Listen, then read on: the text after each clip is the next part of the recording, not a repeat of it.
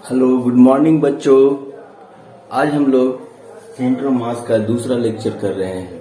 ठीक है, आज हम लोग देखेंगे दो पार्टिकल सिस्टम का सेंटर ऑफ मास। तो चलिए शुरू करते हैं। उससे पहले मैं सत्येंद्र कुमार अपने प्यारे से चैनल एजुकेशन इंजन पर आप लोग का स्वागत करता हूं। तो चलिए देखते हैं centre of mass of two particle system. मान लेते हैं कि हमारे पास दो पार्टिकल है, जिसका मास, इसका मास m1 है और इसका मास m2। इसके सेंटर से दूरी d। ठीक है, अब इसका सेंटर ऑफ मास क्या होगा? तो हम यहां पर अगर ओरिजिन यहां मान ले, ये x एक्सिस हो जाएगा और ये y एक्सिस। इसका सेंटर ऑफ मास क्या होगा? x सेंटर ऑफ मास, एक सेंटर ऑफ मास हो जाएगा, इसका मास m1 इंटू एक्स कोऑर्डिनेट इसका 0, ऑरिजिन पे रखा हुआ है, प्लस दूसरा मास m2 इंटू ऑरिजिन से कितना दूर है d, तो एक्स कोऑर्डिनेट हो गया d बटा total mass m1 plus m2। तो क्या आ जाएगा ये m2d upon m1 plus m2। ये हो गया एक्स कोऑर्डिनेट। बाई कोऑर्डिनेट क्या होगा? बाई कोऑर्डिनेट दोनों का 0 है, तो बाई COM क्या हो जाएगा? 0 हो जाएगा। बाई COM 0 हो गया। तो एक्स कोऑर्डिनेट हो गया m2d by m1 plus m2, by COM क्या हो गया? 0। ठीक है, अब मान लेते हैं कि m1 मास जो है क्या है? m2 से बड़ा है। m1 मास m2 से बड़ा है, तो एक सेंटर ऑफ मास किधर होगा, है ना? सेंटर ऑफ मास किधर होगा? m1 बड़ा है m2 से, तो अच्छा m1 बड़ा है m2 से। ठीक है, तो यहां से जो xcm होगा, उसका जो दूरी होगा वो क्या होगा? m2d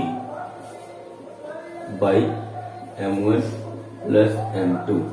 ये दूरी होगा, सेंटर ऑफ मास यहाँ पे होगा, और ये जो कोऑर्डिनेट आया है एक्स एक्सिस से, ऑरिजिन से कितना दूर होगा? m2d by m1 plus m2। तो m2 से कितना दूर होगा? m2 से निकाल लेते हैं। अगर ये इसको a बोले, a, ये b, ये c हो गया, तो ab दिया हुआ है, ab कितना आ गया मेरा? ये ab के बराबर है, ये ab के बराबर हो गया। तो bc कितना होगा?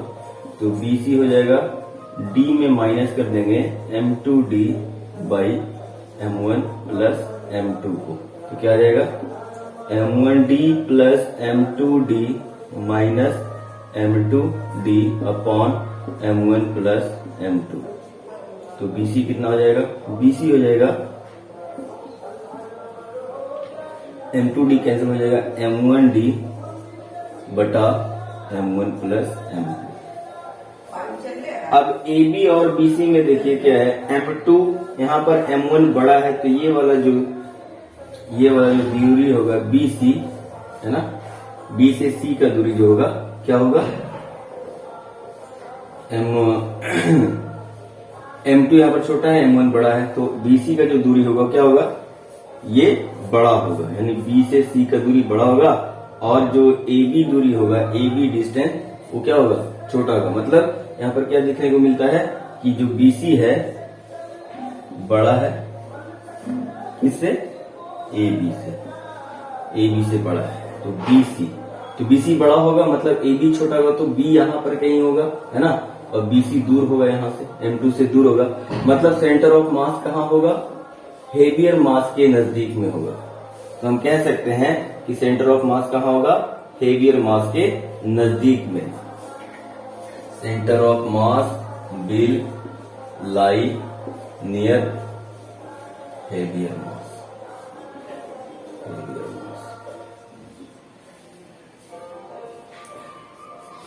ठीक है, अगर हम इन दोनों का रेशियो ले लें, AB बाई BC क्या आता है?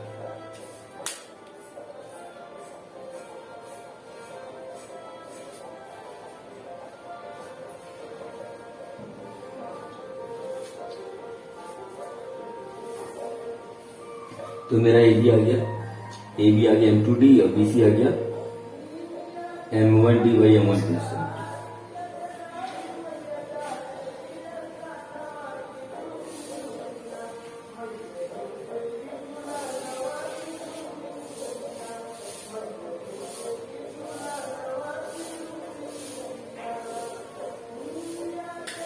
तो AB by BC, AB by BC ये क्या हो जाएगा, AB कहाँ गया मेरा, AB M2D by M1 plus M2 upon BC क्या हो गया, M1D upon M1 plus M2। M1 plus M2 cancel हो गया, क्या बचा, D से D कैंसिल हो गया, M2 अपॉन M2 अपॉन, तो AB बाई ABC यानी B centre of mass AC को डिवाइड कर रहा है किस रेशियो में, तो M2:M1 रेशियो में, यानी मास के इनवर्स रिलेशन में है। यानी कि AB बाई BC क्या है, तो इसके मास के इनवर्स रिलेशन में है ना। M1 AB क्या होगा M2 और BC क्या होगा M1 होगा, इनवर्स रिलेशन में, ठीक है। और AB बराबर BC कब हो जाएगा, जब हम M से M1 में गुना कर दे, AB में गुना कर दे, यानी M1 इंटू AB बराबर क्या हो जाएगा, M2 इंटू BC हो जाएगा, ये हो जाएगा। ये रिजल्ट याद रखेंगे कि M1 मास इंटू AB बराबर M2 mass into BC, M1 mass into AB बराबर M2 मास इंटू BC, ठीक है। और ये जो मास है, centre of mass, line joining जो A और C को है जोड़ने वाला जो लाइन है, वो B सेंटर ऑफ मास क्या कर रहा है इसको, तो इनवर्स मास के रेशियो में डिवाइड कर रहा है, ठीक है। तो ये हमारा था सेंटर ऑफ मास का, टू पार्ट के सिस्टम का सेंटर ऑफ मास। इससे क्या क्या पता चलता है कि जो सेंटर ऑफ मास होगा दो पार्ट के सिस्टम में, तो सेंटर किसकी तरफ ज्यादा होगा, है ना, सेंटर किसके नजदीक होगा, तो हेवियर मास के नजदीक होगा। दूसरा, सेंटर ऑफ मास इन दोनों लाइन यानी इनके बीच का जो डिस्टेंस है उसको किस रेशियो में डिवाइड करेगा, तो इनके मास के इनवर्स रेशियो में, मतलब M1 यहाँ है तो M2 अपॉन M1, ठीक है। और AB इंटू M1, AB ये वाला डिस्टेंस यानी सेंटर ऑफ मास से जो डिस्टेंस है AB इंटू M1 वो किसके बराबर होगा, तो BC इंटू M2 के बराबर, BC इंटू M2 के बराबर। ये हो गया दो मास पार्टिकल सिस्टम।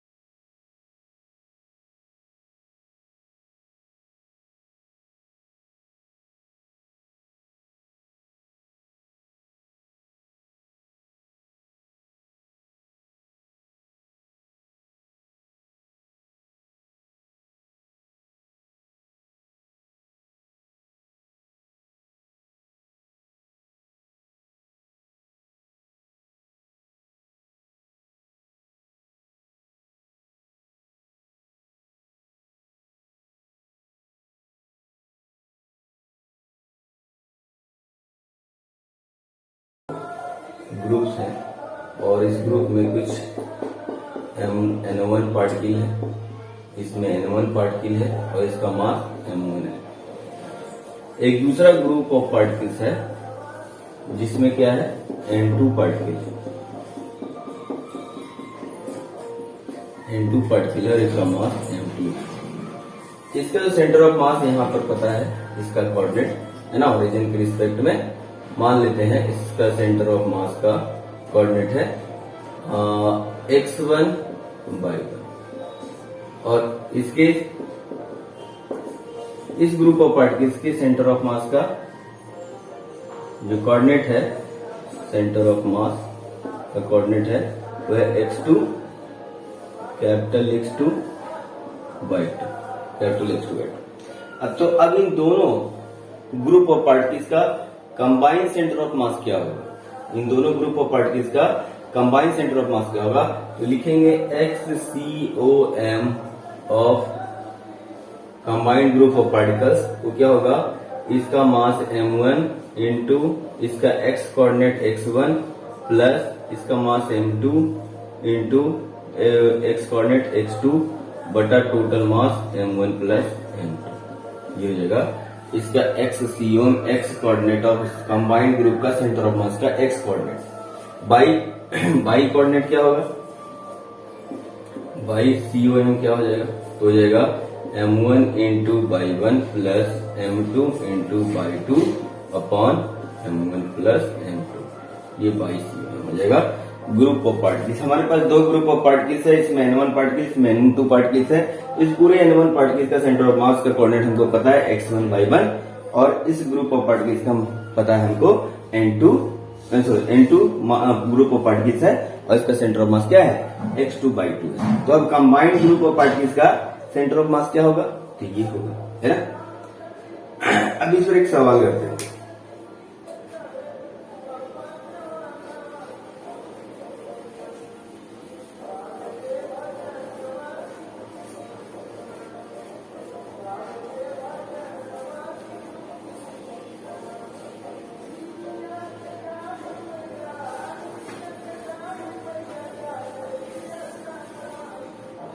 मान लेते हैं कि दो रॉड है,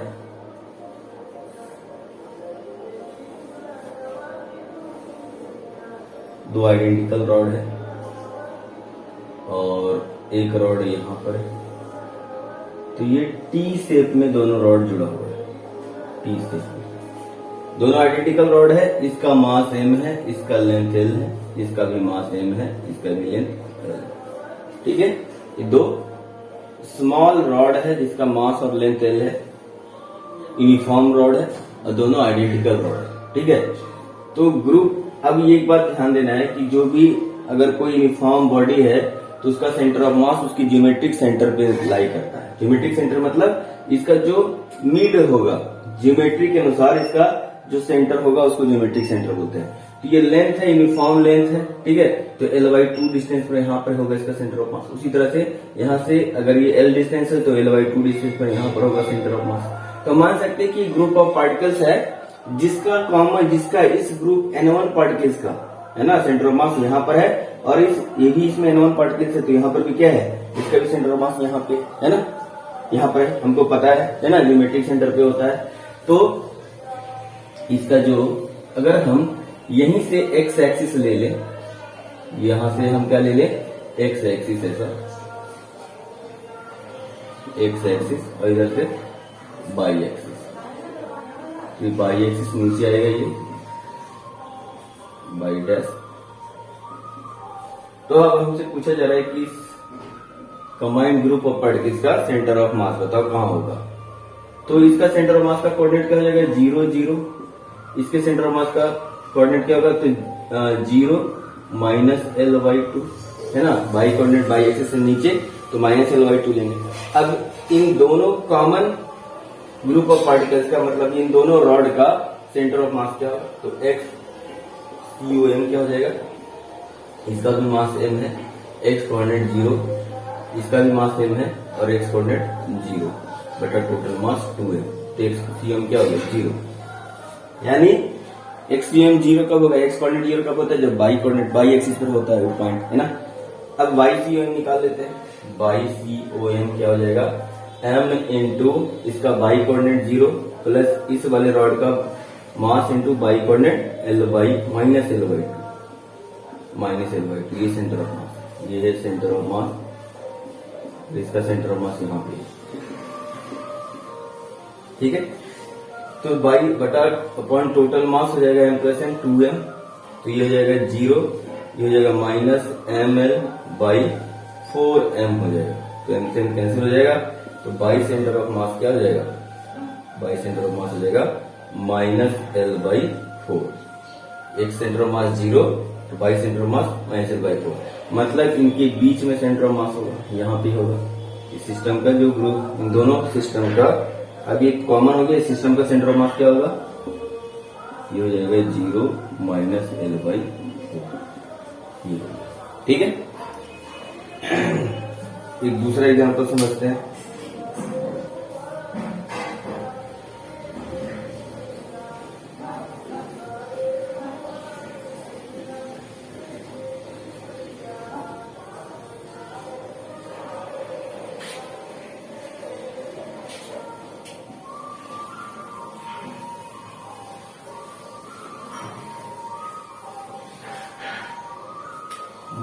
लेते हैं, दो रॉड है,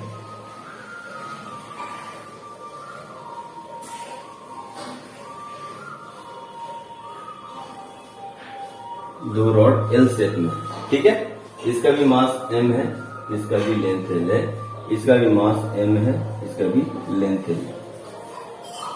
तो बच्चों इसका सेंटर ऑफ मास कहाँ होगा? तो इस रॉड का ज्योमेट्रिक सेंटर कहाँ पे होगा? यहाँ से ओरिजिन से, ये ओरिजिन है मेरा, ये एक्स एक्सिस हो जाएगा इधर, और इधर मेरा वाई एक्सिस हो जाएगा, ठीक है। तो इसका ज्योमेट्रिक सेंटर यहाँ से ओरिजिन से क्या होगा? यहाँ पर होगा सेंटर ऑफ मास का क्या हो जाएगा? 0 और l/2। इस वाले रॉड का सेंटर ऑफ मास कहाँ होगा? ज्योमेट्रिक सेंटर पे होगा, तो क्या होगा? l/2 0 होगा। अब पूरे कॉमन सिस्टम का सेंटर ऑफ मास क्या होगा? तो XCOM क्या हो जाएगा? मास इसका m, ऊपर वाले रॉड का x कोऑर्डिनेट 0 प्लस इसका मास m into x coordinate l/2 बटा टोटल मास 2m, तो कितना हो जाएगा? ml/4m। m से m कैंसिल हो गया, क्या हो गया? l/4 बाई COM निकाल लेते हैं, तो बाई COM क्या हो जाएगा?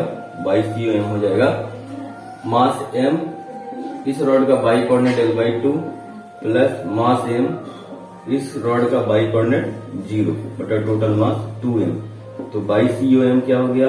ये हो गया ml/4m।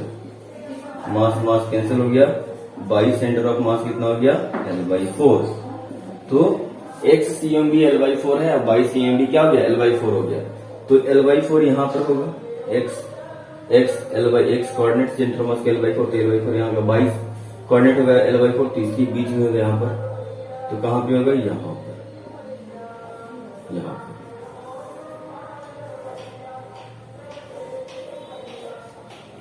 तो यहाँ पर देखो इस लाइन के बोर्ड ये दोनों क्या है? सिमेट्रिकल है ना। तो अगर कोई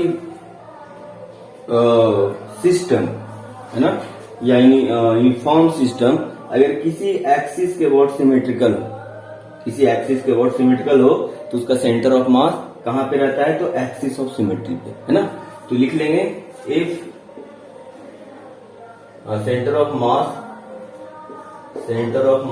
ऑफ यूनिफॉर्म सिस्टम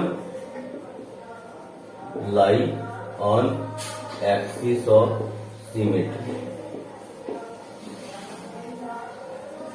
तो ये इस एक्सिस के बोर्ड, अगर इसको ए बी मान ले, ए बी एक्सिस के बोर्ड क्या है? ये सिमेट्रिकल है, तो इसका centre of mass A B line पे ही रहेगा। अगर इस सिस्टम का है ना एक से ज्यादा एक्सिस ऑफ सिमेट्री रहेगा, तो दो या दो से ज्यादा एक्सिस ऑफ सिमेट्री जहां पर कट करेगा, दो या दो से ज्यादा एक्सिस ऑफ सिमेट्री जहां पे कट करेगा, वही उसका क्या होगा?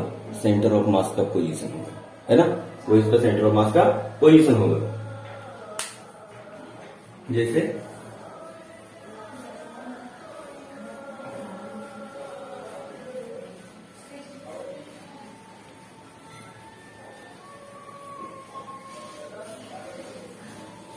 जैसे मान लेते हैं कि एक सर्कुलर प्लेट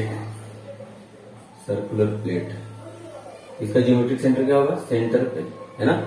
लेकिन अगर हम इसका एक्सिस सिमेट्री बनाए तो क्या होगा? इस एक्सिस के बॉर्ड भी सिमेट्रिकल होगा, इस एक्सिस के बॉर्ड भी सिमेट्रिकल होगा, और इस एक्सिस के बॉर्ड भी सिमेट्रिकल होगा। तो तीनों ये सारा एक्सिस ऑफ सिमेट्री है, तो कहां पे कट कर रहा है? सेंटर पे। तो इसका सेंटर, यहाँ इसका सेंटर ऑफ मास कहाँ होगा? तो सेंटर पे होगा। इसका सेंटर ऑफ मास लाई करेगा सेंटर पे। क्यों? क्योंकि एक्सिस ऑफ सिमेट्री, एक से ज्यादा एक्सिस ऑफ सिमेट्री है, और तीनों कहां पर कट कर रहा है? तो सेंटर पे। तो सेंटर ऑफ मास कहां लाई करेगा? तो जहां पर एक्सिस ऑफ सिमेट्री काट कर एक दूसरे को काटता, ठीक है।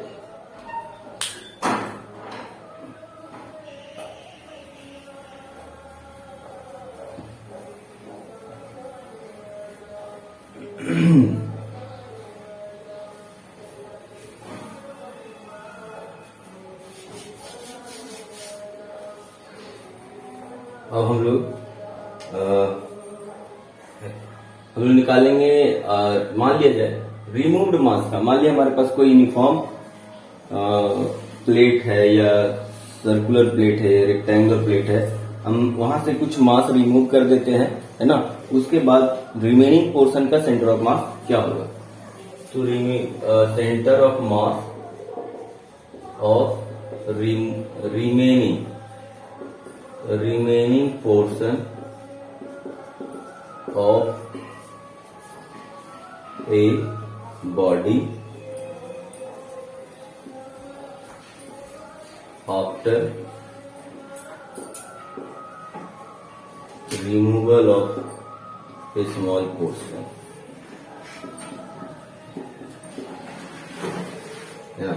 जैसे मान लेते हैं कि हमारे पास एक सर्कुलर प्लेट है, ये सर्कुलर प्लेट है, ठीक है। इस सर्कुलर प्लेट का मास m है, रेडियस r है।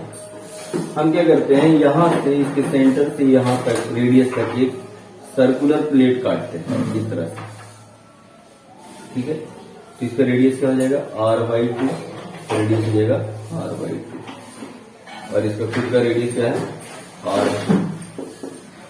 तो हमसे पूछा जाता है कि जब इस प्लेट को हम कट करके निकाल लेंगे तो बचे हुए पोर्शन का सेंटर ऑफ मास कहां पे होगा। Find centre of mass of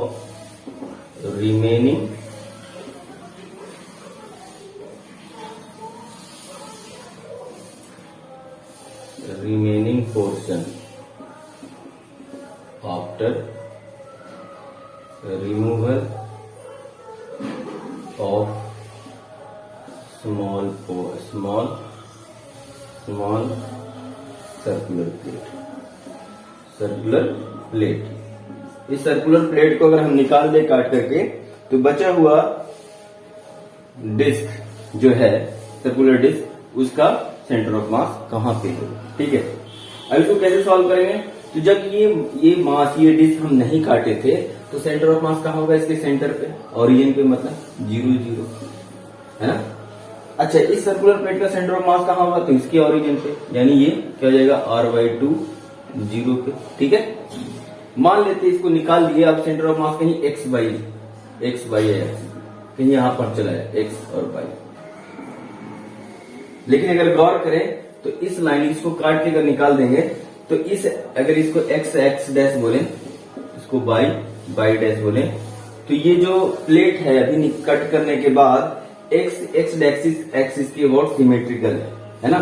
इसको यहां से काटे तो आइडेंटिकल दो पार्ट मिलेगा। हम कह सकते हैं कि ये जो रिमेनिंग पोर्शन है प्लेट का वो x एक्सिस पे क्या है, सिमेट्रिकल है, तो इसका सेंटर ऑफ मास इसी लाइन पे रहेगा, है ना। या तो ओरिजिन से इधर होगा या तो ओरिजिन से इधर होगा, है ना। तो एक बात तो कंफर्म है कि इसका बाई कोऑर्डिनेट क्या हो जाएगा, 0 होगा। तो मान लेते हैं कि कहीं हम नहीं, अभी ये सोचते हैं कि x बाई कोऑर्डिनेट होगा, है ना। कट करने के बाद जो सेंटर ऑफ मास बचेगा उसका कोऑर्डिनेट कुछ x बाई होगा, ठीक है। अब ये टोटल मास जो है जिस डिस्क का है वो यहाँ पर फैला हुआ है, तो इसके एरिया पे, है ना। तो इसका मास निकालना चाहते हैं, छोटे वाली डिस्क का मास, तो मास ऑफ स्मॉल डिस्क ये कितना हो जाएगा, तो मास पर यूनिट एरिया, तो टोटल एरिया क्या होगा डिस्क का, πr², ये हो गया यूनिट एरिया का मास। अब इस एरिया का मास निकालना है, तो जिसको काट के निकाले हैं तो उसका एरिया क्या है, तो पाई, इसका रेडियस कितना है, r/2 का स्क्वायर, तो कितना हो जाएगा, m πr² इंटू πr²/4, पाई तो कैंसिल, m/4 हो गया। तो ये मास कितना हो गया, m/4। तो इस डिस्क का मास m/4, तो निकालने के बाद, रिमूव करने के बाद बचा हुआ डिस्क का मास क्या बचेगा, तो remaining mass of remaining disc कितना हो जाएगा, तो टोटल मास m है, इसमें से m/4 माइनस कर देते हैं, क्या बचेगा 3m/4। मतलब इस बचे हुए पोर्शन का मास है 3m/4 और इसका मास है m/4, ठीक है। ये याद रखेंगे। अब इसका सेंटर ऑफ मास निकालते हैं, रिमूव्ड मास का। रिमूव्ड मास के बाद जो बचा हुआ रिमेनिंग डिस्क है उसका सेंटर ऑफ मास क्या होगा, तो XCOM बराबर क्या होगा, इस मास का सेंटर ऑफ मास, तो m/4 इंटू सेंटर ऑफ मास यहाँ से कितना है, r/2, प्लस बचा हुआ पोर्शन का मास कितना है 3m/4 का x कोऑर्डिनेट मान लेते हैं x है, तो x कोऑर्डिनेट x है बटा टोटल मास, इन दोनों को जोड़ देंगे तो टोटल मास कितना हो जाएगा m। तो रिमूव करने से पहले इसका सेंटर ऑफ मास कहाँ था, ओरिजिन पे, तो x कोऑर्डिनेट x सी में क्या आ जाएगा 0, हम ये पुट कर दे रहे हैं। हम क्या कर रहे हैं, पहले काट के निकाले, अब फिर से जोड़ रहे हैं, तो जोड़ने के बाद सेंटर ऑफ मास कहाँ पे आ जाएगा, फिर से ओरिजिन पे आ जाएगा। तो ओरिजिन का कोऑर्डिनेट क्या है, x कोऑर्डिनेट 0, तो x सेंटर ऑफ मास का आ जाएगा 0, तो इसको 0 कर देंगे 0। ये क्या हो जाएगा mr/8 plus 3m/4 into x, ठीक है, बाई m, तो m जाके अगर गुना कर लो तो 0, या बोलो m 0 नहीं हो सकता है, तो 0 होगा तो यही 0 होगा, है ना। तो उसके अनुसार से क्या हो जाएगा 3m/4 इंटू x बराबर हो जाएगा माइनस mr/8, m से m कैंसिल, ये 2 बार में कैंसिल हो जाएगा, तो x बराबर क्या हो जाएगा -r/6, यानी x कोऑर्डिनेट इसका क्या हो जाएगा इस डायरेक्शन में, x एक्सिस पे ही है, देखो ये x एक्सिस पे ही कहां पर है, तो ओरिजिन से r/6 डिस्टेंस लेफ्ट साइड में, जो कि -r/6, इस पर बाई कोऑर्डिनेट क्या हो जाएगा 0।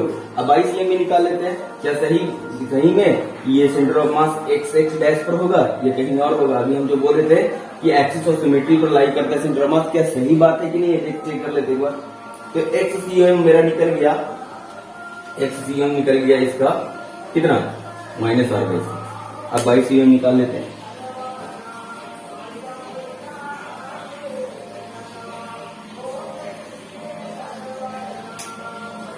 तो बाई COM क्या हो जाएगा,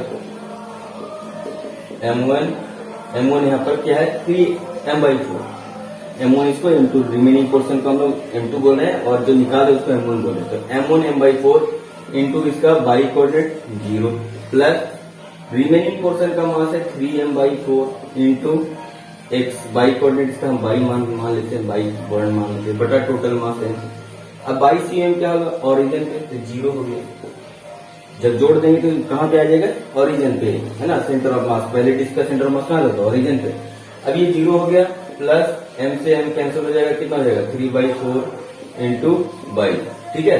तो क्या हो गया 3/4 इंटू बाई बराबर 0, 3/4 से 0 हो नहीं सकता, तो बाई को ही 0 होना पड़ेगा, यानी बाई क्या हो गया 0, मतलब मेरा रिमेनिंग पोर्शन का सेंटर ऑफ मास यहाँ पे आ गया, कहाँ पे -r/6 और 0।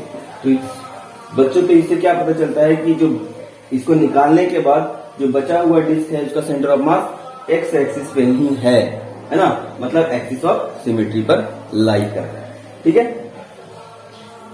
एक और क्वेश्चन करते हैं,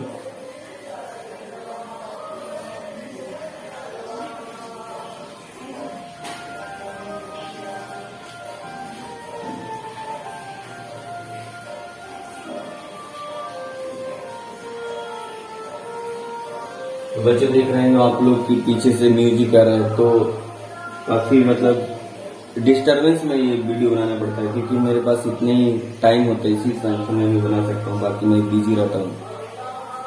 तो इस डिस्टरबेंस को ओवरकम करके आप वीडियो देखिए।